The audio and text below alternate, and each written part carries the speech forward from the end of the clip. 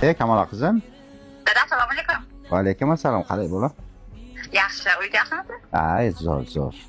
Ovozingiz boshqa tushyapti, masjid bo'lmayaptimi? Yo'q, yaxshi qizim. Hammasi yaxshi. Men kasal bo'lmayman. Ikkimizni sog'indingizmi? Sog'indim qizlarim. Hozir opamlarga telefon qilaman. 1 soatda yoningizda bo'lamiz. Hayda uring ota baxtimizga doimo sog' bo'ling ota. Yana bir bor sochim mayda uring ota baxtimizga doimo sog' bo'ling ota.